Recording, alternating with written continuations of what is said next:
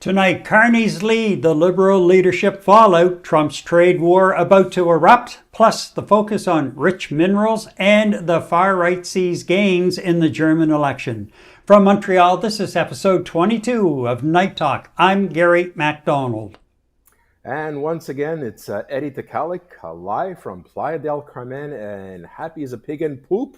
Canada beat the United States in hockey as predicted. Woo! And you had the score right too, didn't you? Was Yes, it? I No. did. Yeah, you I did. said overtime 3-2. Yes, I did. Yeah. So there you go. Were you a betting man on that game? No, not at all. But I'll tell you what, though. We were actually watching a game with newfound friends just upstairs in our complex here. And when they scored, you can literally hear the entire complex start cheering. There's just so many Canadians here, so it was really wonderful, really wonderful to hear. And you know what? No matter which way the game went, it was a fantastic display of ice hockey, and the sportsmanship after was just great between two friendly countries, which is the way it's supposed to be. So it was a great exposition, really, really nice. All right, so we're caught up on that aspect of it. Let's look at debate fallout. Has the race shifted after the debates? Voting for the next leader of the federal Liberal Party is now underway, with the winner to be announced March 9th. 4 hopefuls are vying for the job, which will see the winner also become Prime Minister. Now, late last Friday, former MP Ruby Dalla was disqualified by the party over questions about some of her donations. That left former Bank of Canada and Bank of England Governor Mark Carney, former Deputy Prime Minister and Finance Minister Chrystia Freeland, former Government House Leader Karina Gould, and Montreal businessman and former MP Frank Baylis, all vying for the title. All 4 took part in a French debate on Monday and an English debate last night. Now, the debates were low-key in nature, with no hard blows delivered, other than a few direct jabs at Conservative leader Pierre Poilievre. Dealing with U.S. President Trump and his threatened trade tariffs was a focus in both debates. Frank Baylis says he will call Trump's. So, first of all, I don't take him at his word. He said March 4th, but I would expect him to hit us beforehand, and I expect him to hit us again. What he's going to do is look at industries where he has overcapacity in the United States, because he'll be thinking that's going to hurt the American economy the least, I should say. So where I'm going to be looking at softwood lumber, and I'm going to be looking at dairy as the next 2 industries he's going to attack. And what we're going to be doing is supporting those industries completely. We're not going to let him take our jobs away, and we're going to be putting into place very intelligent counter tariffs. And then we're going to be waiting, and we're going to be waiting, because he's not going to stop until he gets the lesson that he can't get away with this. Then what I am going to do is, as I said, I will go down and meet with President Sheinbaum of Mexico, come together with her and say, listen, let's hold the fort together. Let's call him on his 25% tariff bluff. Let's just call it. Tell him, do it. And let's take everything that he already took from us off the table. And Chrystia Freeland negotiated a new trade agreement with the U.S. and Mexico during Trump's first term in office, and she is talking tough. My first move is dollar for dollar retaliation. And let me be very clear with President Trump. If I am Prime Minister, I will not flinch. We will retaliate. If you hit us, we will hit back. We are going to have a targeted retaliation that exerts maximum pain in the U.S. and does minimum harm to us. We're going to hit Trump's best friends. I will impose a 100% tariff on Teslas. I'm going to hit Wisconsin dairy. I'm going to hit Florida orange juice. And you are going to see a stock market reaction. You're going to see people like the American Farm Bureau complaining about the Canadian potash they need that costs more. And that reaction, that pain, will cause Trump ultimately to back down, just like he did last time. Now, Mark Carney, the perceived front-runner, used the opportunity to take a shot at Conservative leader Pierre Poilievre. We will never, ever be part of the United States in any way, shape, or form. We have to recognize that the Donald Trump of today is different than the Donald Trump of several years ago. Then his objective was to take more of our market. Now he wants to take our country. Let me finish by pointing out one other thing. Who's the worst person to stand up to Donald Trump? It's Pierre Poilievre. He worships the man. He uses his language. He's not the right person for our country at this crucial time. And Karina Gould says she will spare nothing to protect Canadian jobs and sovereignty. We have things the U.S. wants, and we're not afraid to use them. And if that means that Americans are going to see increased prices or American industries are going to suffer, we will make sure that we put everything on the table as Canada, because our sovereignty, our economy, our jobs are non-negotiable. Now, there was one point where it almost appeared to be a debate, and that was between Gould and Carney. She questioned Carney on what he would protect in any negotiations. One thing that I would like to ask Mr. Carney, because yesterday he made some mentions of sectors that he would protect over others. And I think what is really important is to understand which sectors you're willing to protect, but which sectors you would negotiate away. And that is something that I think as Canadians we need to understand, because as Prime Minister, I'm not going to negotiate any of those sectors away. I'm going to stand up for people in every single province and territory, every single sector, to make sure that we protect Canadian jobs and protect our industries. In a negotiation, if there are things that should never enter into the negotiation, language, culture, our water, you make clear at the start of the negotiation that they are off the table.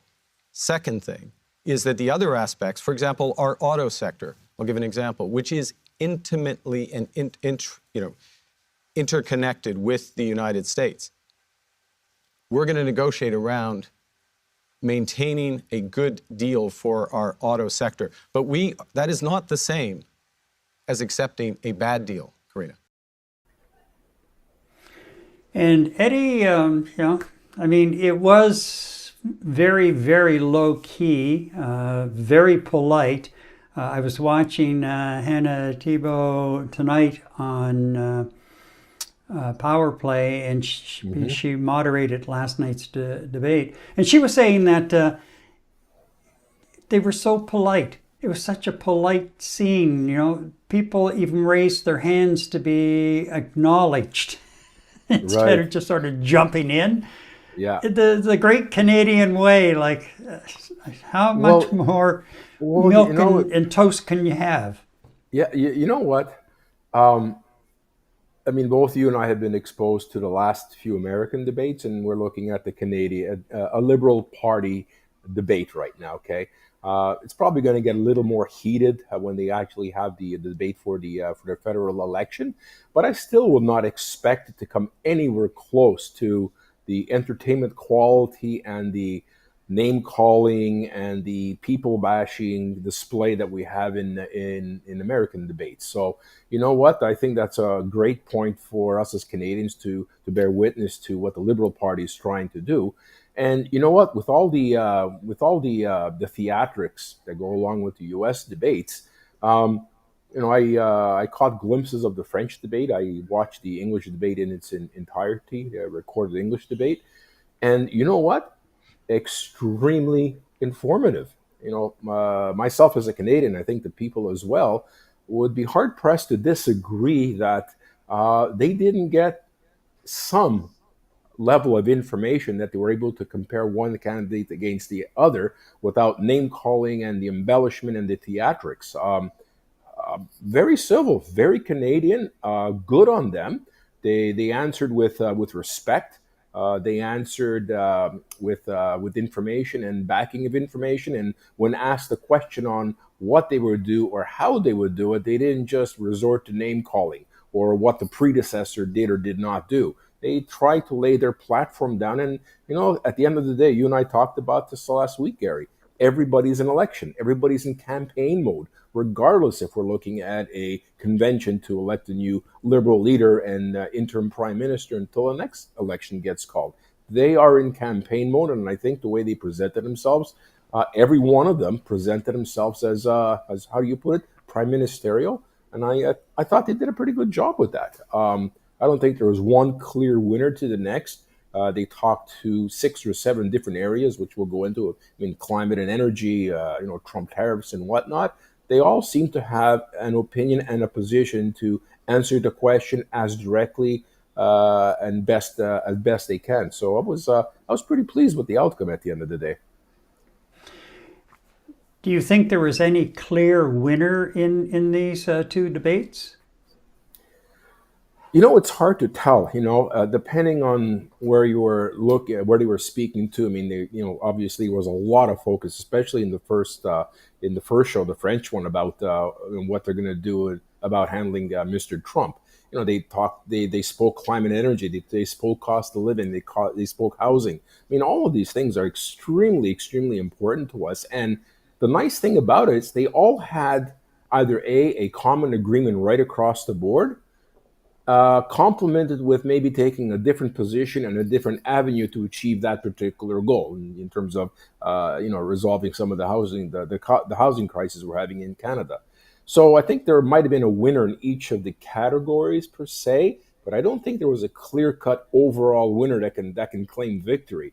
And I was hard pressed to actually find something on Canadian media where any candidate said that they were a clear-cut winner, right?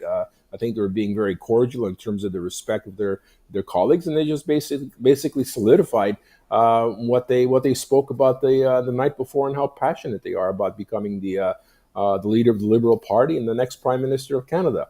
If I was to give a lean in terms of who captured me, I thought that Carney captured my attention, and also to a large degree Frank Baylis. It's almost like he was a tactician, listening to what everybody else had to say, and then planning his response accordingly, and good answers and good responses. Especially when it came to his position on improving the cost of living. I thought he won that one quite handily. Which to my surprise, I would have figured Chrystia Freeland would have been the winner on that. You look at how they were going to deal with Mr. Trump and his cohorts. Chrystia Freeland was very firm and presented a very heavy-handed approach, take no prisoners discussions with Trump.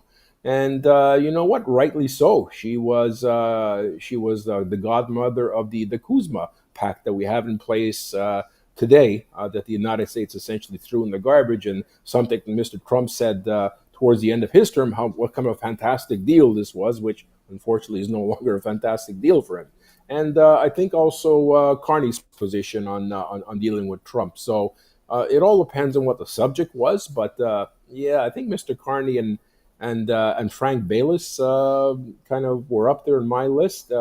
But you know what? Krista and Karina did a remarkable job in keeping pace with the discussions. And I think at the end of the day, it's gonna get closer than we expect. I think that Krista gained some points based on what I saw today in some of the polls. So it'll be a very interesting race. And you know what? At the end of the day, doesn't matter which one ends up winning. I think we have good, solid candidates for the Liberal leadership right across the board, and I think it's going to come down to the Liberal membership to decide who's going to lead them into the next election, and hopefully be able to select a leader that's going to take them to a federal election win, which is starting to look closer and closer as a tight race as we approach March and as we approach an election call. Of course, Mark Carney's got the lead, and Chrystia Freeland from yesterday's debate gained some brownie points amongst liberal members. So it's really exciting, actually, to tell you the truth. Well, first of all, we just a reminder, folks, that if you have any thoughts as to who won, who may have lost some ground in the two debates, by all means, let us know. Post a comment. We want to bring you in on this conversation as well. I watched the French debate and then last night's debate, and again, as I say, they were pretty common. And the other side of it is you have two who are sitting MPs, and then two others on the outside wanting to come in, and it's all like an all in the family debate. So nobody really wants to beat up on the other and get that Right. kind of negative publicity going on the outside. So yeah, it is kind of a delicate situation, I guess, when you're in those kinds of debates and in the situation that the Liberal Party is in at the moment. I was frankly somewhat disappointed with Mark Carney's performance. Certainly, he's not this is his first venture into politics, but also this is the same man who has given all kinds of speeches all over the world on monetary issues. He didn't look really comfortable. He looked to be a bit out of his element on Monday night, of course, French not being his native tongue. And he, did struggle a bit with it, but he, pushed on through. He had one little faux pas over mixing up a word where it came out that it sounded like we were all in support of Hamas, and that's not what he was saying. And even somebody made note of the fact, and I didn't catch it, but somebody made note of the fact that the person doing the translation picked up on that, knew what he meant, and just. But there, it really didn't gain any traction. The Conservatives tried to make something out of it, but they fell flat in their face, and rightly so. I mean, it was an honest mistake. And you know what's interesting too, Gary, if I might interrupt, if I'm not mistaken, I mean, how Canadian is this? Here is his opposition in Krista Freeland. She actually caught it with the moderator and allowed him to correct himself.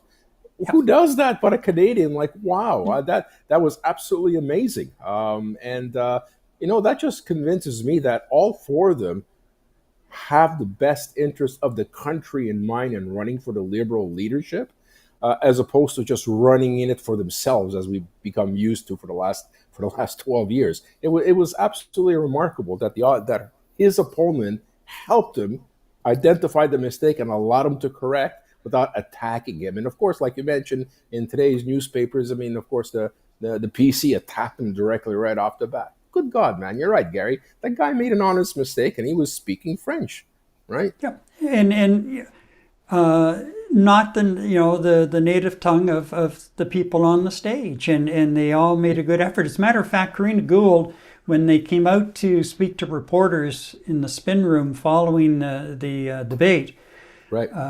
One of the reporters asked her about her French, and she just came back and said, "Look, I know it's not perfect, but I'm using it every day," and she just looked and she said, "And I'm comfortable with it at the moment, but I am going to get better." So, and then she moved on. So I liked the spunk that she showed in that kind of a response. The other side of it is she very gently, it was really gentle when you look at debates we've watched from the U.S. Poked a couple of, as she says, her colleagues in both debates on their positions, and trying to draw them out a bit more as to what it was they were saying. She really seemed to have a level of confidence, and again that communication skill that she has when she looks into the camera. At the camera, she really looks natural, and as I've said before, like she is actually. You feel like she's talking to you, and no one else but you. So, she came through that way. Frank Baylis, from the first time I saw Frank Baylis, and I wasn't really familiar with him at all until he popped up one day on one of the supper time news shows and said, "Yeah, I'm probably going to take a run at the leadership." And the way he handled himself in that particular interview, and then everything else I've watched where he's been involved, I am really the more I see him, the more I am impressed with him. And it's too bad that he's being referred to as, the fourth person in. Yeah. Because even some of the people who have said that, really they don't think he has that much of a chance, are still saying that he is handling himself well, he's articulate, he has some really good ideas, and he's a no-nonsense kind of individual. And the more I saw of him, especially in last night's conversation, the more impressed I was with this guy. Yeah. And I'm thinking that if he is not successful, hopefully he will offer in the election, and hopefully he will get a cabinet post if successful, because I think that he is, to me anyway, a prime minister or prime ministerial material in waiting. Waiting, correct. Yeah. Well, we said the same thing about Karina Gould as well, didn't we? Yes, I did. And I think she is too. And I think her time is the next time out, as I've said before. And actually, I felt pretty good about that because I heard at least two pundits today say essentially the same thing and how impressed they were with her handling of both debates. Coming out on top. So I to me, Bayliss and Gould had a lot to prove, and I think they came out on top. They were successful in doing that because today, in particular, after the English debate last night, those are the two names I'm hearing more of. Right. I felt Freeland was a flat. Like for me, she was flat. Once or twice there was like a real sort of spurt of energy or enthusiasm. When she starts talking about negotiating with Donald Trump, like you can see it in her eyes. Like, yeah, exactly. Yeah. But and then she kind of rained off. Yeah, exactly. The rest of the debate, I found it kind of flat. And as I say, Mark Carney surprised me. He looked to me to be out of his element. And right. if I'm a voting liberal, and I had really looked at Carney and thought this is the guy, I'd be having second thoughts personally about that and where I would be placing my vote. So the voting has started, as I mentioned a bit earlier. It started today.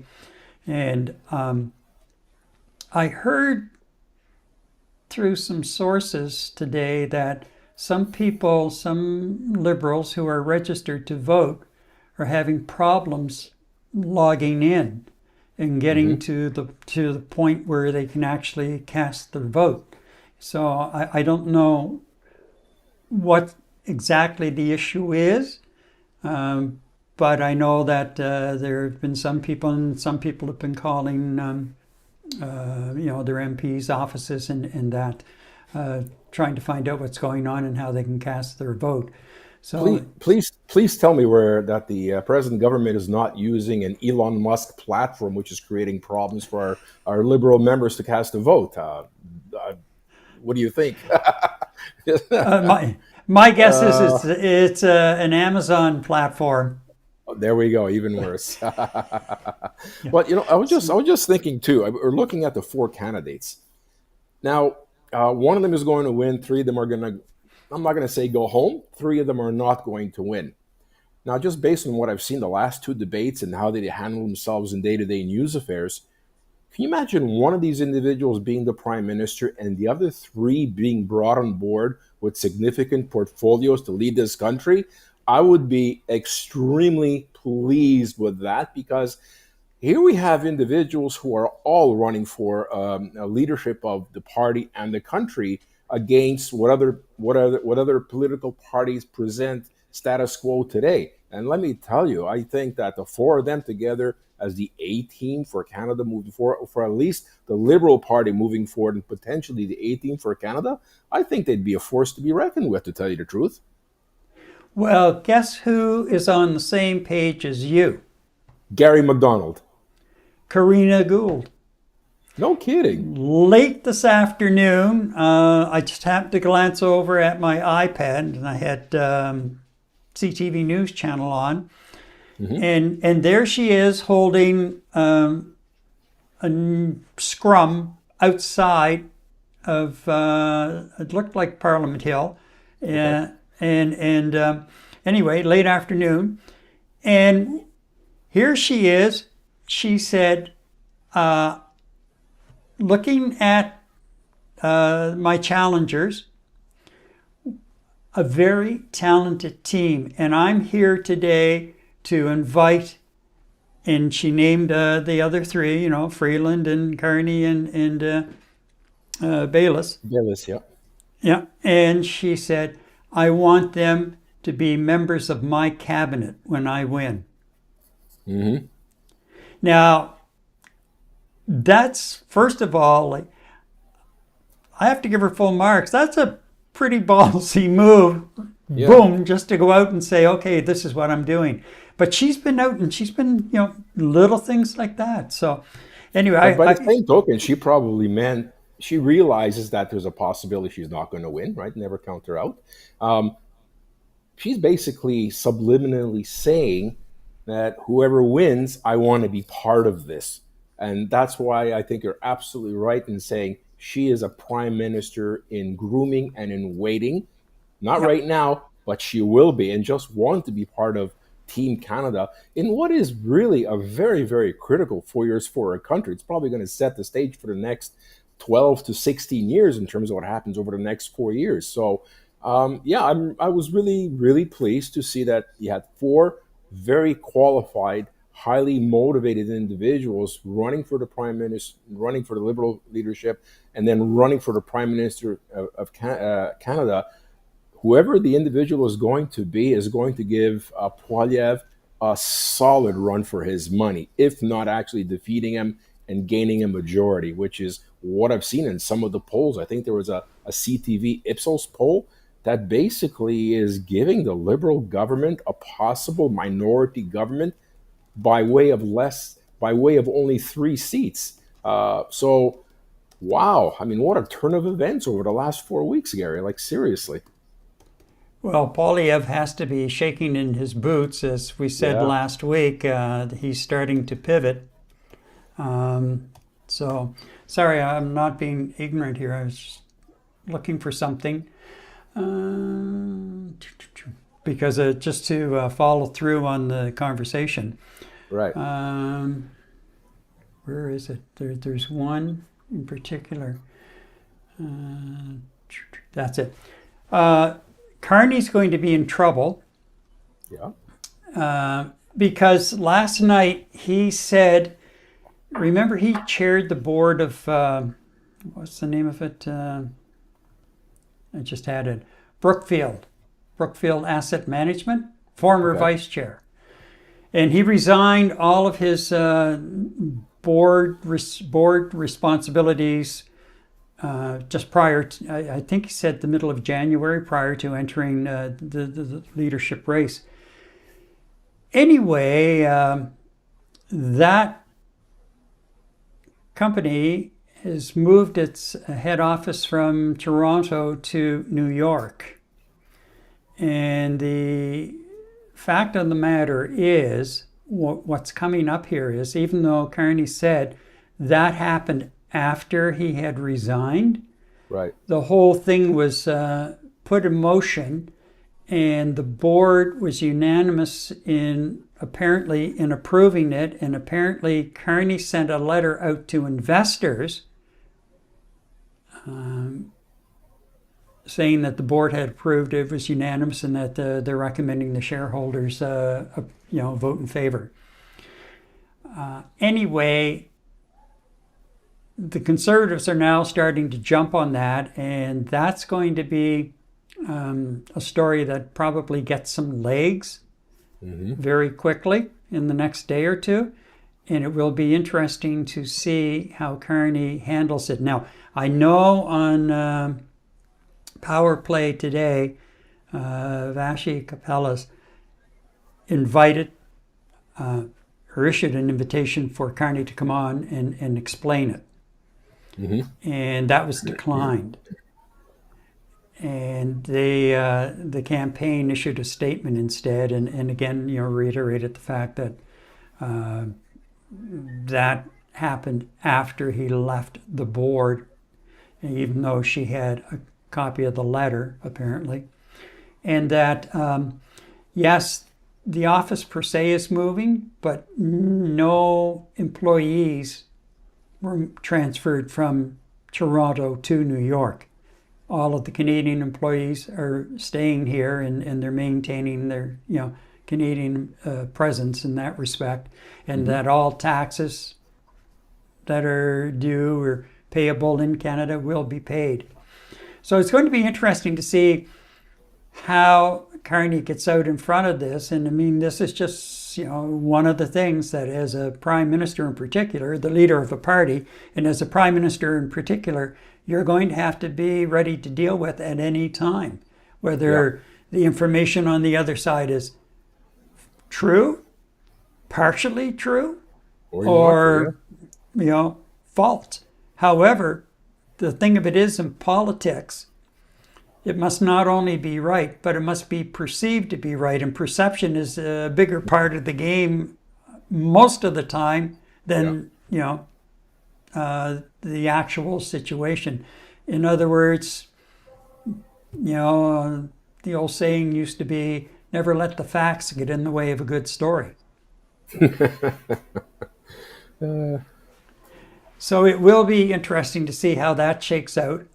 But I'm just going to say again that I really feel that Carney is the perceived front runner, and between Trudeau's resignation and the initial bump around Carney indicating he was going to seek the leadership, and then the other three candidates that we have on stage with Carney, the Liberals have closed the gap. And I think what it is, more than anything, is Canadians, the more they see Poilievre, and they've listened to him long enough with the 2 and 3 word slogans and just hammering it over and over and over again, I think Canadians are looking for something different, and that they feel a little more comfortable with the fact that Trudeau and his take on life is gone, and that's somebody that they can relate to a little better, and with business backgrounds and such, and political experience, then I think that's where the swing is coming. And Poilievre, I saw somebody on one of the social media platforms the other day, like Poilievre, like the conservative leader who blew a double-digit lead over the Liberals. And and the Liberal attack ad, they really pulled the gloves off, and it's just a Trump comment and a Poilievre echo, like common sense.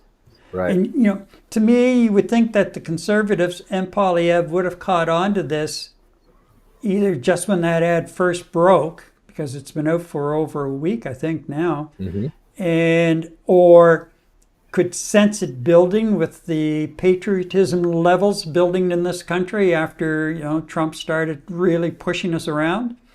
You would think they would have caught that and pivoted right away, and pivoted away from anything that might even remotely sound, smell, taste like Trump. Yeah, exactly. And I think they're very slow out of the gate on that, which then now also, for me as an individual, calls into question, how good of an organization is it? Yeah. Well, And last week we had asked ourselves, would the real Pierre Poilievre please stand up? Yep. And for him to immediately allow his campaign management to attack a minor error that Mr. Carney made during a Liberal Liberal debate I thought was a little underhanded. Is that the way Mr. Poilievre is going to run his campaign? That's point number one. And the other point is, we talked about this a few episodes ago, is, we had the circus that was on the House floor weeks ago, which was spearheaded by Mr. Poilievre, who really came out looking Trump-esque, if you want to put it. And then all of a sudden, he took a different approach where he seemed more prime ministerial. He seemed more decent, and he seemed more polite in terms of his comments and his views on the issues and situations that are really important to the people of Canada, right? And then to draw back and allow his campaign team to start, not even 24 hours after that mistake was made, to go after Mark Carney. And I think they have to, because he is the leader right now in terms of what the polls are saying for the liberal leadership. So I'm still kind of saying to myself, would the real Mr. Pierre Poilievre stand up?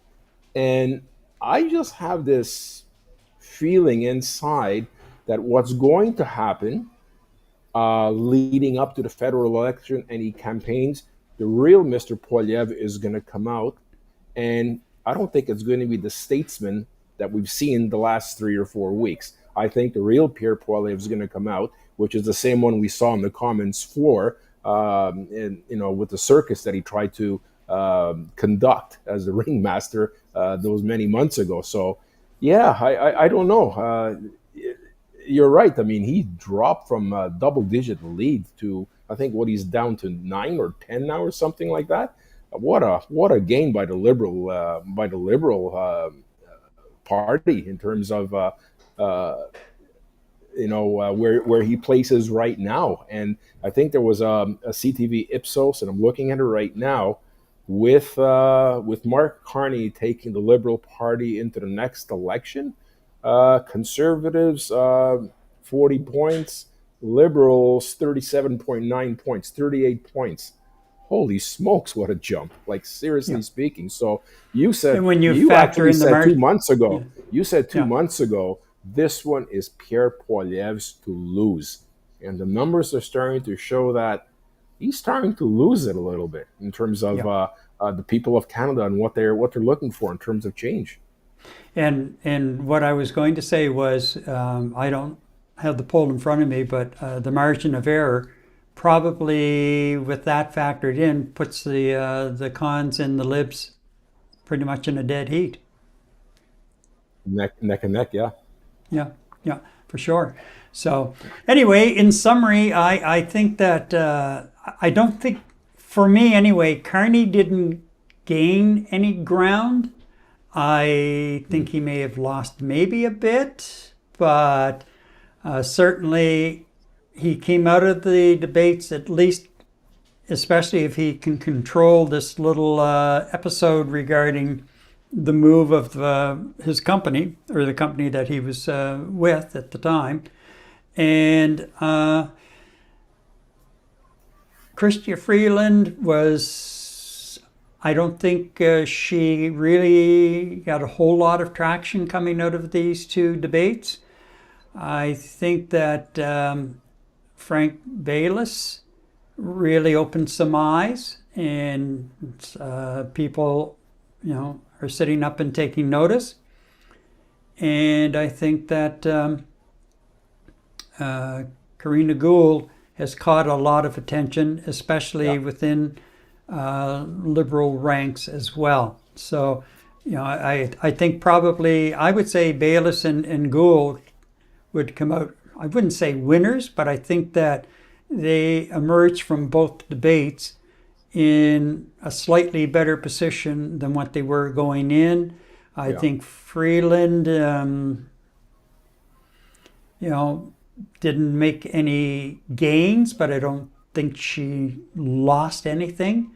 I think Carney I think he took maybe a bit of a hit. Right. Based on his performance. But, we'll see, because, again, he's the perceived front runner and seems to be the favorite of some of the party stalwarts, and you know, everybody has been saying more than anything that initially they thought that this was going to be just a straightforward coronation of Carney. Right. Well, you know, you've got a couple of candidates who stepped up, and it may still be a coronation, but he's going to have to work a little harder for the crown than perhaps what was first thought. Your thoughts on that, Eddie? Well, you know what? My thoughts. I mean, I think I can ask a question too. I mean, Gary, do you think that this particular party leadership, in my recollection, it's been a long time since I've actually read in the paper the genuine interest in all the candidates that are vying for the leadership of a political party in Canada. There is a tremendous amount of interest. I just don't seem to recall any previous leadership races drawing this much attention. Why do you think that is?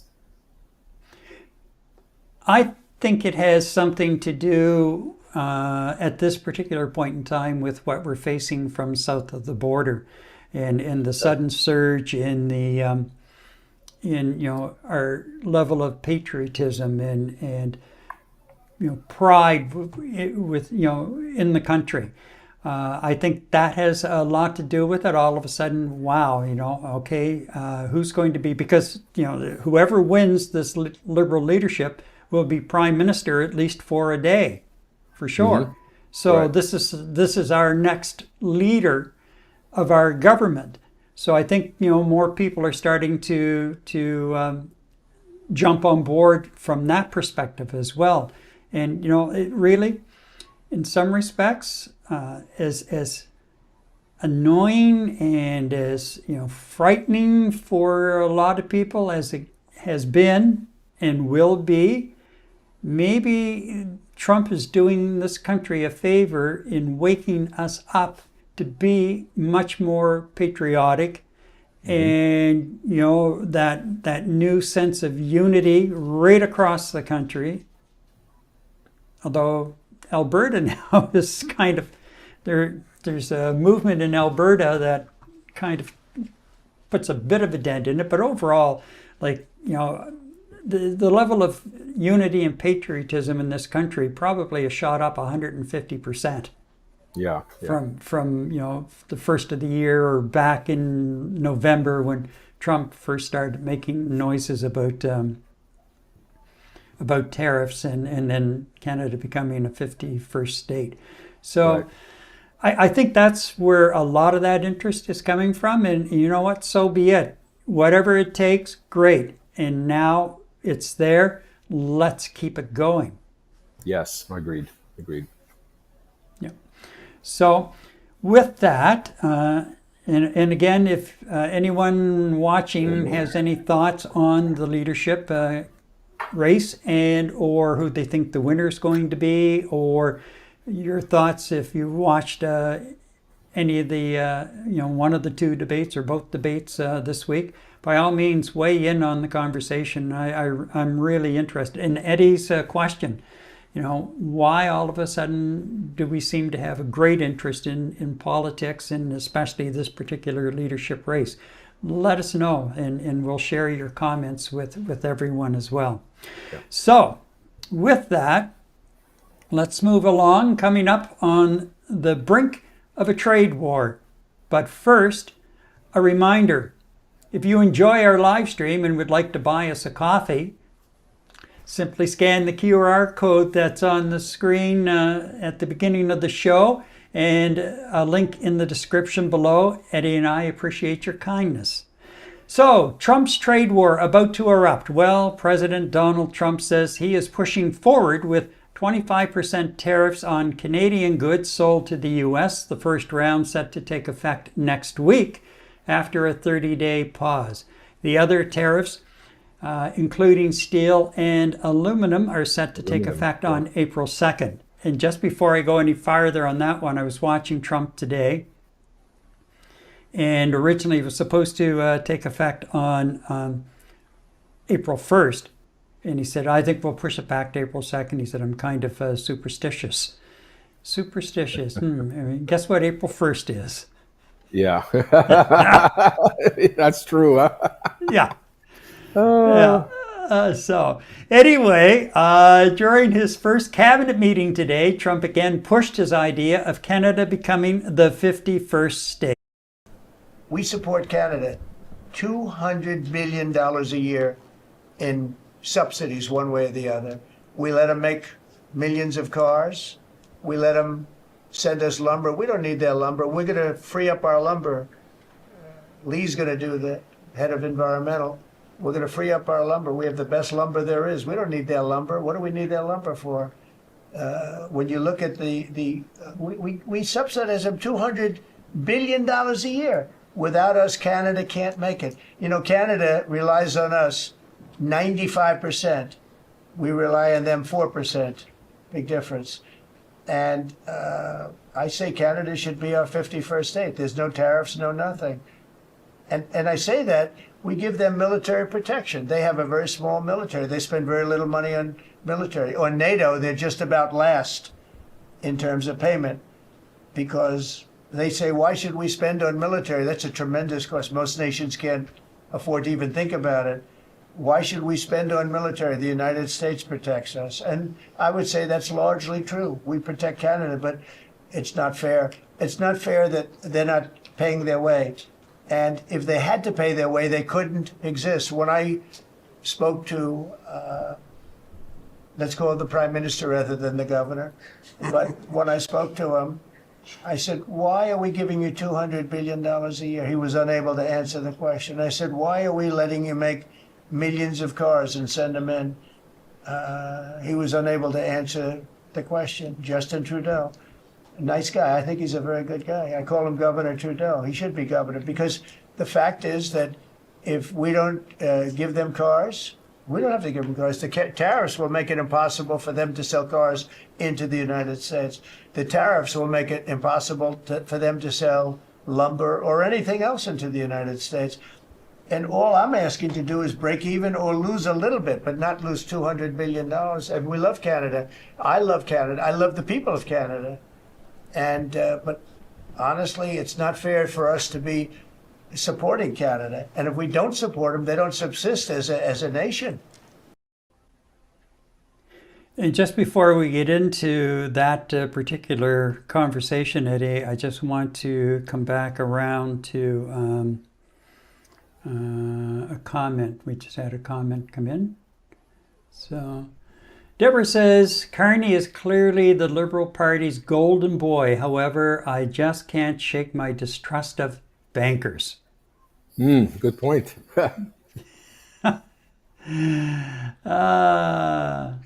Okay, well, and if anyone else has any opinions along those lines, by all means, join in on the chat. We'd love to hear from you. And let's go back now to our little discussion. Yeah. Donald Trump, and that was during, before the cabinet meeting actually got started today, I think. It was one giant news conference, it seemed to be, really. But he's not giving up. I found it interesting how he said, well, you know, Governor Trudeau, I could call him, but I'm going to call him Prime Minister. It was almost like, right. Yeah, it's almost like, did he actually gain a respect for the office? I don't know. But Buddy sitting next to him, his defense secretary, Pete Hegseth, he was the one, he chuckled again when Trump mentioned Governor Trudeau. That's the guy, he had to be in the room for that other clip. Yeah. And I just... Gary, you know what? I listened to what he was saying and trying to keep a very straight face and be as objective as possible, as both you and I usually are. And the thing that came to mind when he started spewing out these numbers in terms of, you know, we're subsidizing. We went through the definition of subsidy last time. We're subsidizing. The first thing that came to my mind was, where is he getting his information from? He's obviously getting it from Fox News because all of their information is absolutely bang on. and they have 50% of the viewership in the United States, so that means they must be right. I don't know where Donald is getting his numbers from. I mean, there's, you know, if a person with the common and basic knowledge of mathematics just took the time to research on the internet or use Chat GPT and get lazy about it, it will tell you that we're not even close to that kind of a deficit figure in terms of what he's claiming he's subsidizing. And I ran some quick numbers. In terms of Canadian imports, goods, like hard goods being brought into Canada, we bring in $277 billion a year, right? The United States buys $421 billion from Canada. So yeah, they're buying a lot more than we're buying from them. But as you so eloquently put it, we're a population of 39 million people. They're a population of 350 million people or so. So if you're looking at the dollars and cents per capita, right, in terms of us buying goods from the United States, it's $6,925 per person in Canada in terms of purchasing product from the United States. You flip the coin the other way around, in terms of per capita by an American importing goods from Canada, it's only $1,200 per person. So we're talking about 3 or 4-fold difference. So, it's just so unfortunate that numbers like this don't make it out to the general public in the United States. And then you have, then you have Donald Trump with his cohorts beside him, laughing and giggling at these stupid comments that Donald Trump is making, disrespectful comments about our prime minister again, and his views that Canadians want to become part of the 51st state of the United States. It just completely irks me that people just eat this up and they believe it. And the funny thing is he believes that Canadians are going to believe what he's saying as well. He's got his cohort down there to believe everything he says. To think that a regular person in Canada, the people of Canada, are going to eat this up and say, yeah, Donald is right. He's our man. We should become the 51st state. I mean, I have no idea what the motivation for him to say that on a consistent basis, besides pacifying his ego. We're never going to become the 51st state of the United States willfully. Let's put it that way. So it's just frustrating to watch that, and his Hesketh fellow there, the X-Fox anchor, giggling again, and I'm sure it was the same guy that giggled like the last time. I agree with you. Yeah, it sounded like it. It just irks me, Yeah, and Deborah's right on both sides, Trump and Putin. There are people who are chuckling in the background as the two of them go along their merry way. Thanks for that, Deborah. I think this Deborah's starting to get pissed off too. Yeah. Well, of course, she doesn't trust bankers either. Remember that. So what did you think about that entire charade besides the laughing? It's more the same. He just keeps chipping away, and it's almost now, in some respects, becoming funny, because either he chooses to ignore, or he totally is so out of touch, so out of it, that he doesn't realize what he has done for Canada with this kind of talk. And we go back to what we were talking about in the last segment about how much our pride, our patriotism, our unity has shot up. Yeah, really. So you don't know. I watched Newfoundland and Labrador Premier Andrew Furey the other day when he announced suddenly that he was stepping down. Right. And, in the scrum following his formal announcement, they asked him about Trump. And he just kind of went out and he said, he's a moron. And then he said, well, I guess I can say that now because I'm done. Yeah. He's a moron. And you're like, there's no getting a read on him at all. It depends on how he gets up in the morning and who says what to him, and because he tells you one thing 1 minute and 5 minutes later it's changed just Something like else, that. yes. Yeah. Yeah, so really, when you get down to how do you deal with something like that? And here we go too. I noticed that we still have some delegations, and some of the provinces are sending delegations to Washington still. Stop wasting your time. There's no return on investment there right now. Not until we get the counter tariffs on and we start choking them off. Yeah. Yeah. And get out and jump the jets over to Europe and over to Southeast Asia, and let's get those trade lines opened up and solidified ASAP. Because Trump today announced 25% tariffs on the European Union. So, and they were expecting it. So they're very open to talking to us and strengthening our relationship both on a trade level and I would think on a military level, on a security level as well. So, Yeah. and then the other day you had that report. Was it the Wall Street Journal? I think it was Wall Street Journal, with a source saying that they were looking at cutting Canada out of the Five Eyes organization, and one of Trump's security people came out and said, no, there's nothing to that. And I don't know where their source is or what they were thinking of, but there's been no discussion of that. Although I wouldn't be surprised.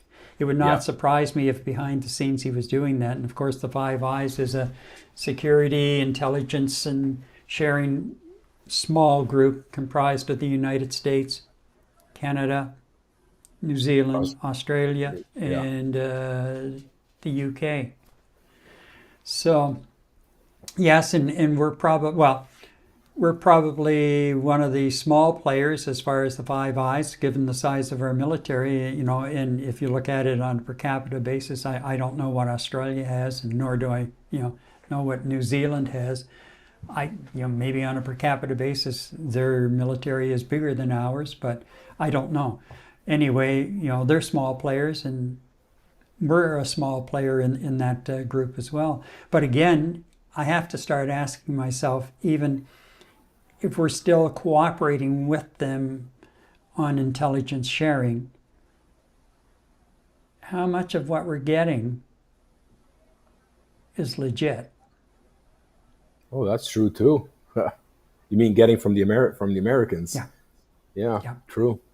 Because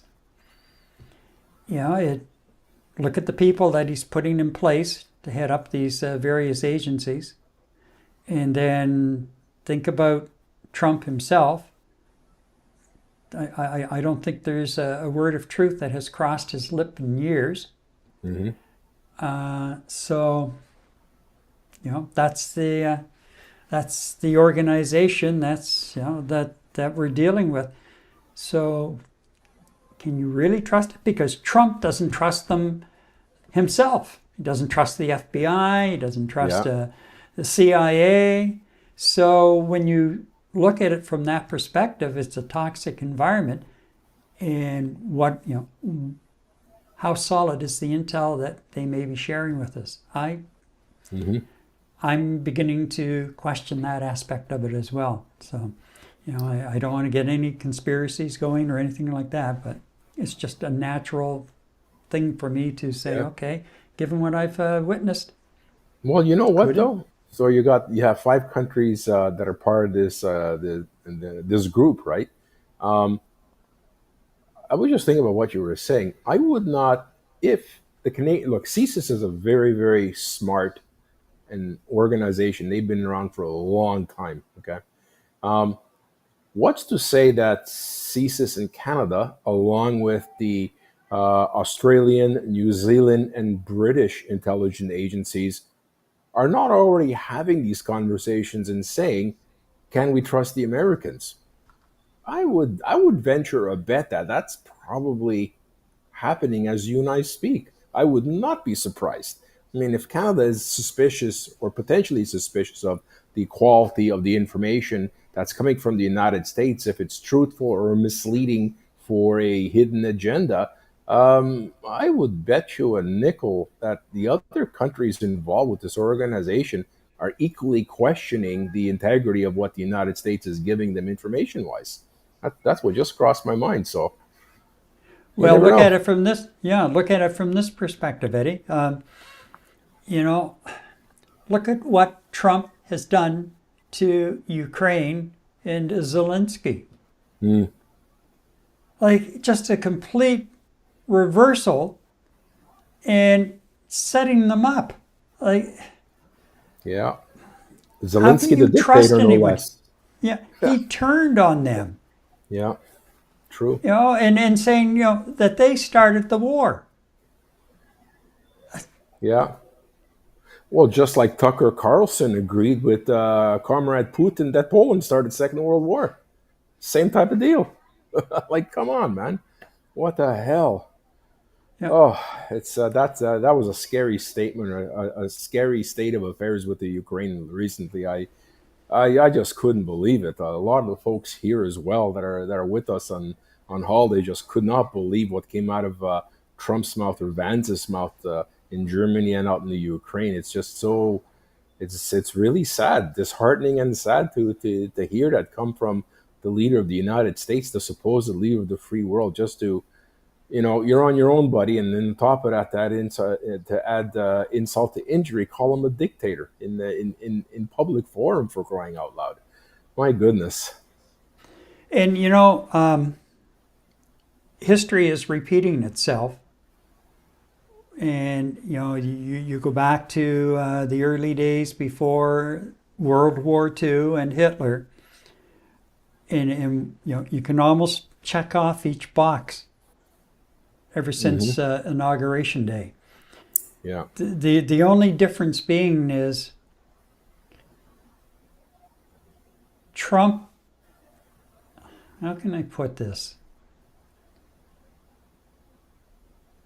Trump and some of the people he has surrounded himself with, I would suggest collectively do not have a level of intelligence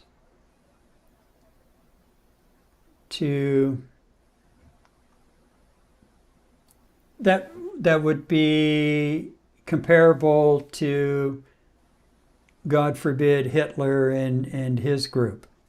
Yeah. If you know what I'm trying to say here. I know what you're trying to say. Yeah. Yeah. And that's an extremely frightening situation. And look at last week, he fires the chairman of the Joint Chiefs of Staff. Yep. Top general. Fires him on Truth Social. Yeah.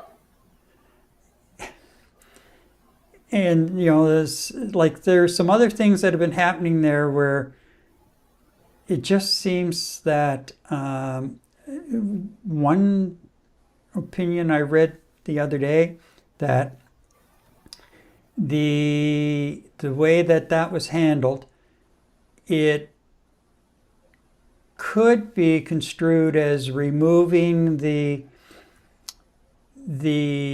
responsibility that the Joint Chiefs have to the Constitution first, Right. over the president. Yeah. So, there are just all sorts of things that are happening there right now. It is total chaos, and it's not getting any better.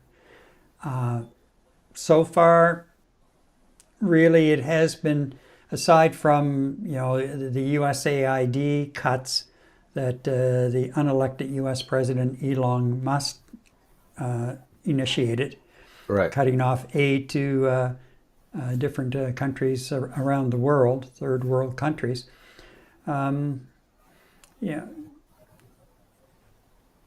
Most of the damage has been confined to the continental U.S. But as some of these guardrails start to take some dents or start coming down, Disappearing. Yeah. yeah, what's next? Where does it go from here? Yeah. Anyway, certainly with the deadline for Mexico and Canada to prove to the president, and that's the way his Commerce Secretary referred to it today during the session at the cabinet meeting, he clarified Trump's response to a reporter's question about the 30-day pause, and he said it's up to Canada and Mexico basically to prove to the president that there has been improvement in reducing the number of illegals coming across the borders and the amount of fentanyl coming across the borders. And then from there, he used the term, from there, it'll be open to negotiations, or, we'll start negotiations. So we could get, and it sounds like we might, who knows, but it depends, get maybe another extension on that pause, because the president has found sufficient evidence to negotiate a little more. I don't know. You know what? He's all about ego and what he perceives as what his credibility is to the rest of the world. You know what? He can't just continue pushing this back off, being President Trump, because he's going to be, the last thing he needs in terms of his ego getting bruised is to seem weak or seem unwilling to take that significant step, which a lot of his base are waiting for him to do. A lot of his base are waiting for him to kick ass, is what they call it, whether it's justified or not. And you know what? He can't lose that base. So I think at this particular point of this particular stage of the game, Gary, he's going to push forward with it at the risk of him getting soft. And he does not like portraying himself as a soft person, right? So something just crossed the screen here. More than 300,000 have signed a petition to have Elon Musk's Canadian citizenship revoked. Right? Yep. Yeah. So that's growing. And of course, the other thing is, there's a G7 meeting in the summer in Alberta, and Correct. The U.S. president is a convicted felon. They should not change the law. I tell you, they should let Conair 1 fly over Canadian air, and then ground control basically say, sorry, you can't land here. You got a criminal on board, and send them the hell back. Well, I did a bit of research, and as a convicted felon, President Donald Trump's entry into Canada for a G7 conference would typically be restricted under Canadian immigration laws, which bar individuals with criminal records from entering the country.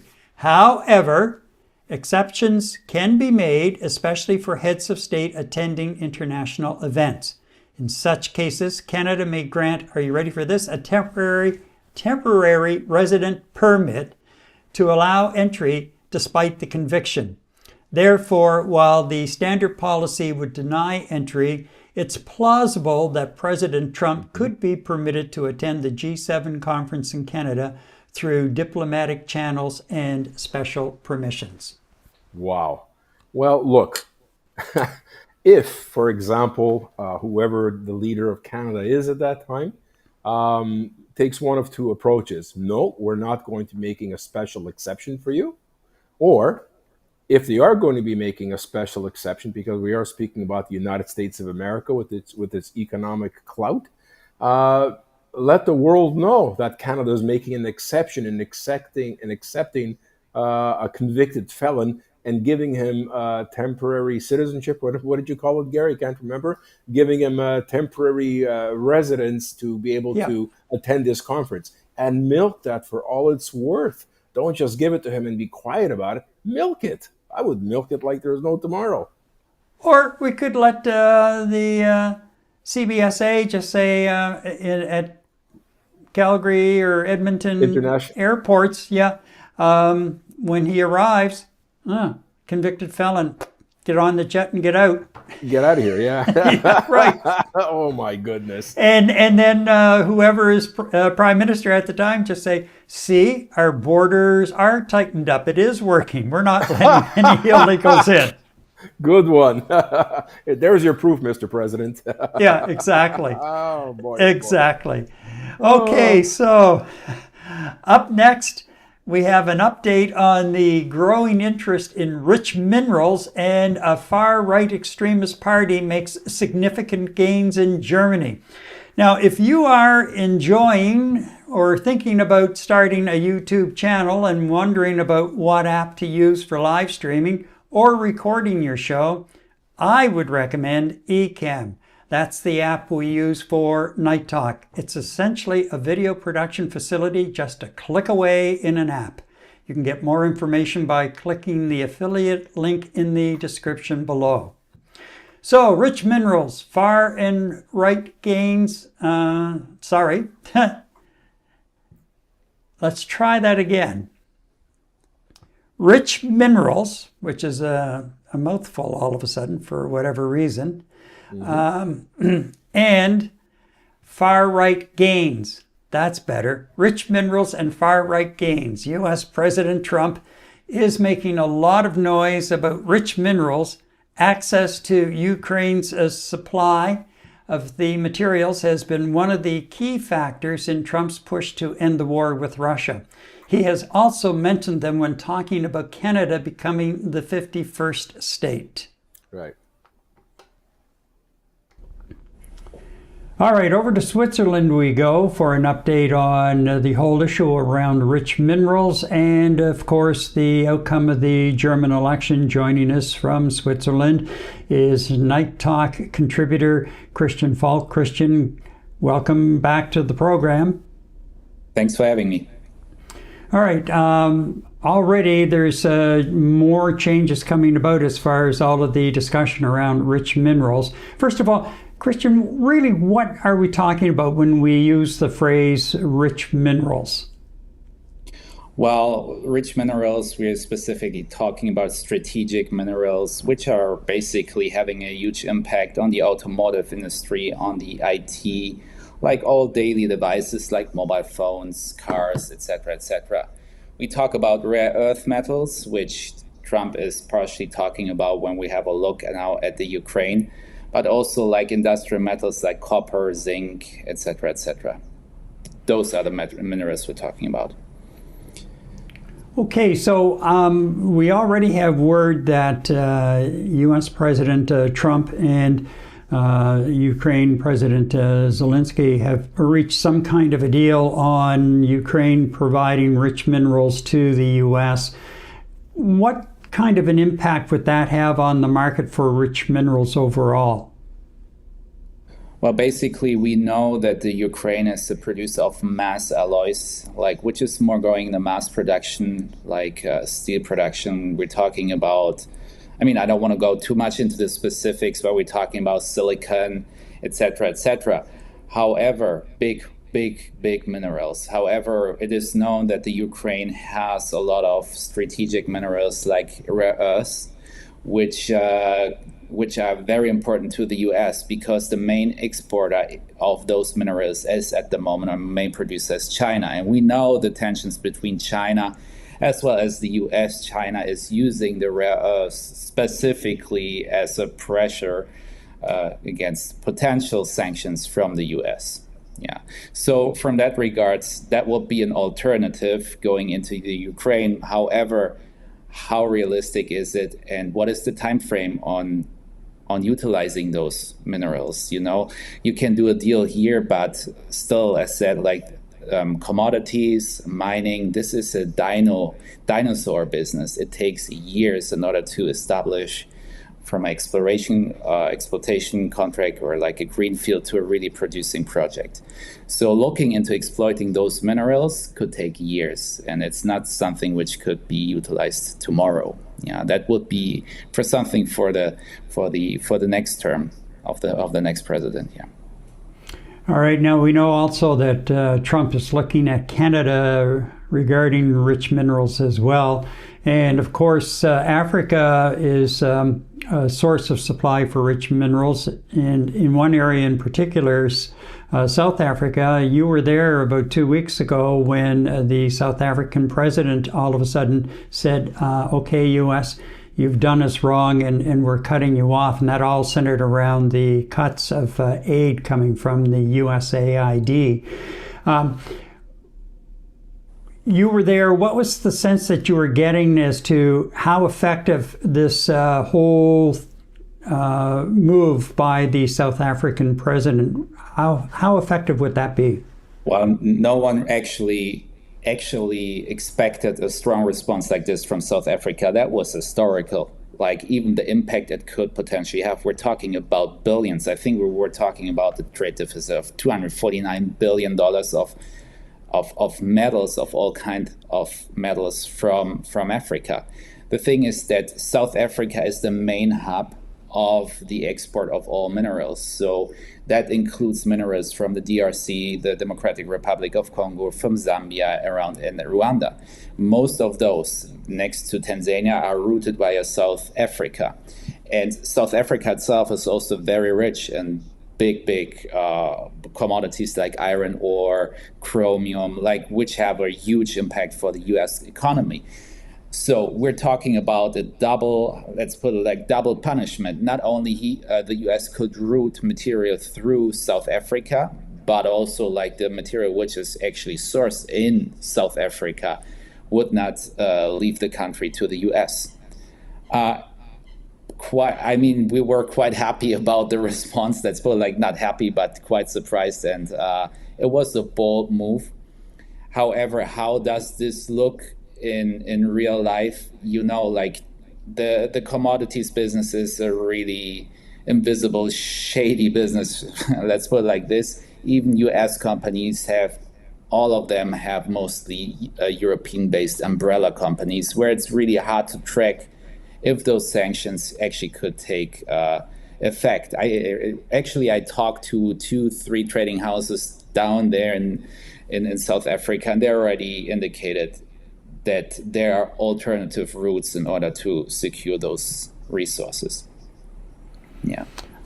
All right, so let's move from rich minerals over to the outcome of the German election over the weekend. Your sense, your view as to what happened in Germany? Well, actually, what was expected? Everyone expected to have a divided country when it comes to the polls, like the outcome of the election. On the east side, we have the alternative of Germany, like the more far right, and then on the west side, middle side, up and like Germany, like the central Germany, we had like the Christian Democratic Union who took the majority of the votes. It was clearly not the victory for the alternative for Deutschland, Germany, but they doubled their votes within one term from 10% to 22%. And the Christian Democratic Union were at around 29%. So we got congratulations from Mr. Trump and his team. And from our side, like we saying that the USA could be happy with the outcome because Mr. Friedrich Merz, now the leader of this Christian Democratic Union, is considered as the most friendliest opponent, partner when it comes to the US. He comes from the private sector. He worked for big firms like BlackRock, for big banks, as well as consultancy houses in the US, but also in Germany. So he has a little bit of an understanding on how also the US works in that perspective, yeah. So the all over sense of this, like what Friedrich Merz now is saying is Europe needs to become more independent from the US, and that was the first thing he said. He said we want to get rid of the dependence of the US, especially when it comes to defense. And the way on how Trump is now pushing to find a deal with Russia makes Europe even more worried. That's why now it's happening in this very moment. France, Britain, and Germany are sitting together to see if they could do like a nuclear deal, the three of them. The Britain is already weaponized, and we're seeing on how we could build alliances who could help us to be independent from the US.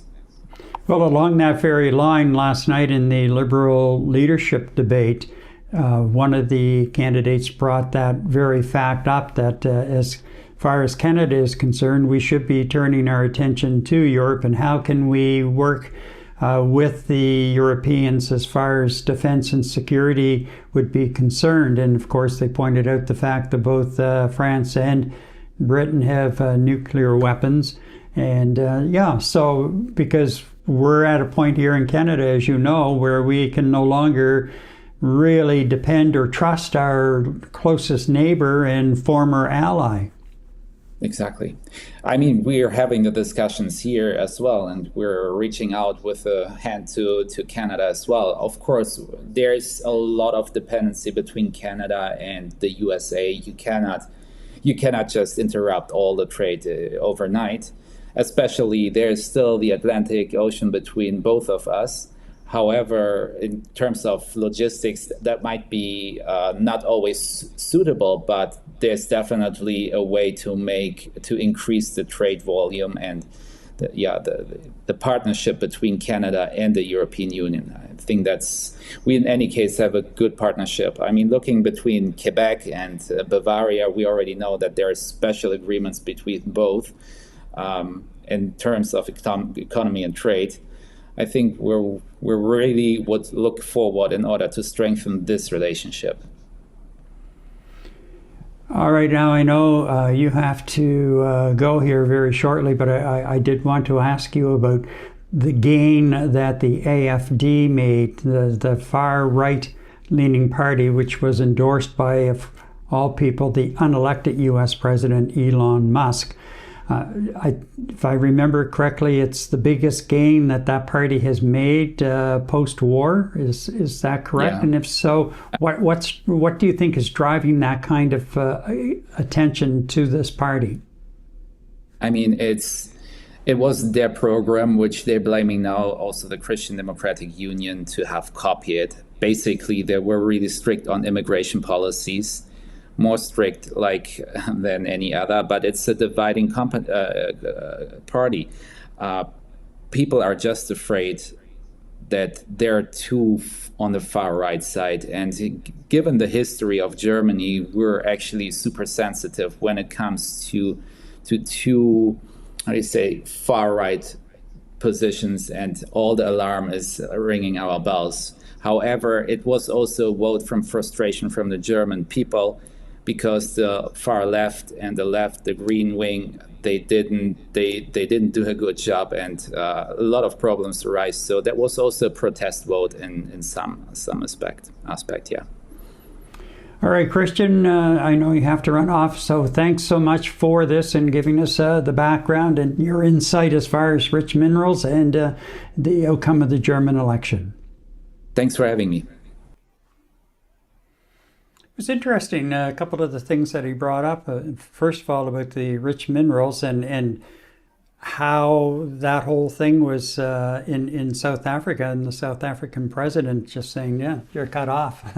You want to cut off the aid from USAID, then we're done with the disrespect. I remember the South African president was quoted and he used the word disrespect.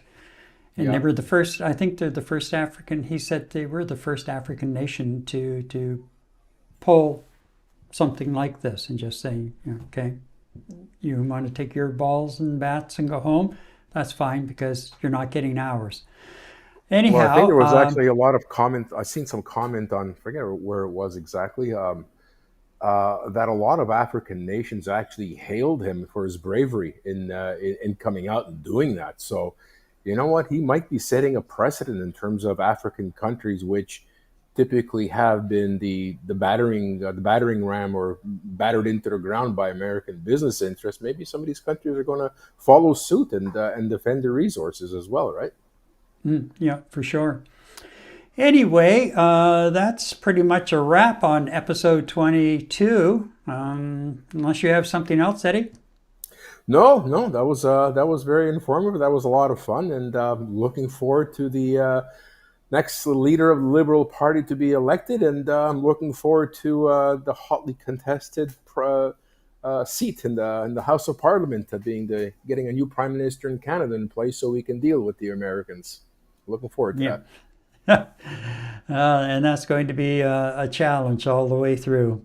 Yeah. Okay, so a reminder to you to remember to like and subscribe, and also share any of our episodes. Please do, because it's going to help us grow the channel. And if you're watching later on, leave a comment below with your thoughts on any or all topics covered tonight or on other topics we've touched upon. Night Talk returns in 7 days. From Montreal, I'm Gary MacDonald. Good night, Eddie. Good night, everybody.